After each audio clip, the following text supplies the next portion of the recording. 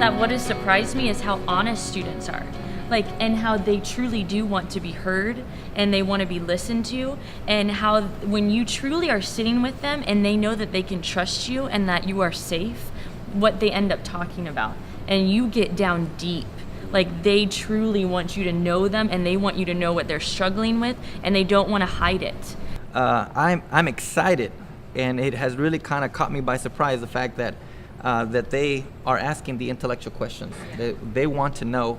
And I'm thrilled that I can have a discussion with a junior higher when they say, okay, so how do we know that, how did God get here? And so, all right, well, let's talk about that. Let's see what does the scripture say about, and they are drinking it up. They're not yawning. They're not falling asleep. I really thought if I'm going to jump into this, most of them are going to be, just their eyes are going to be rolling. But to my surprise, they are engaged. They are just drinking it up. I remember sitting down with a student in 6th grade, and she was asking me seminary level questions about God. And, I think it's a reminder that our students are, number one, they're intelligent, and we shouldn't expect them to just have these cookie cutter questions. Yeah. They have minds and they're thinking, and we have to be prepared to answer those questions, right? So I'd agree. I think that's true. I think that's true.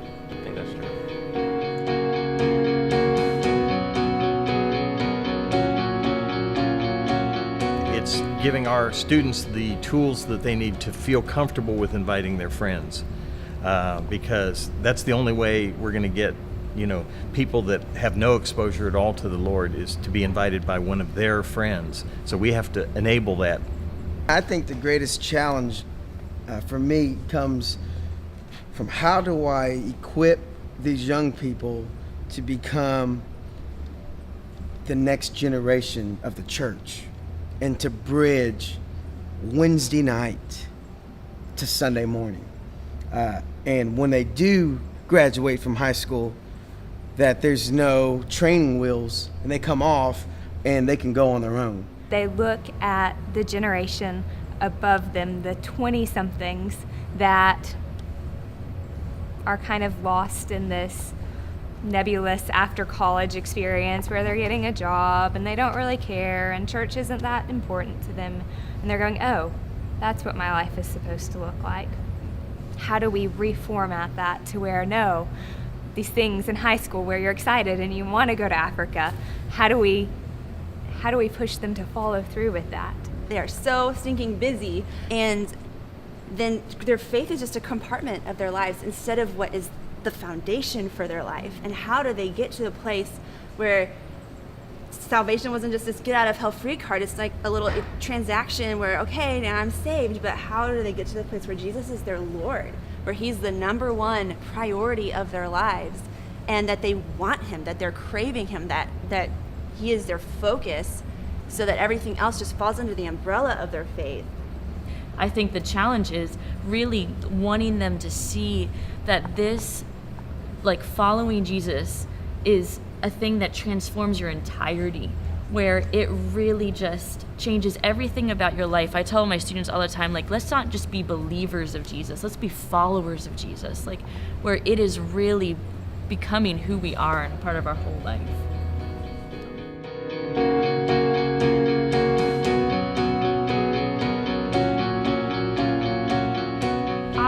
Love to know how to impact the families more, especially those families that are broken, and how to have time to go out and reach them, because I know that the parents' lives are affecting the students, and just how to do that well. Yeah, I guess I really wish I had answered how to get the kids to actually invite their friends to church. We have really struggled with a small group, and they say they'll invite their friends, or they say they're going to, or they say they have, and we just can't seem to hit that critical mass. And I really wish I knew how to get them to do that, and I'm not sure.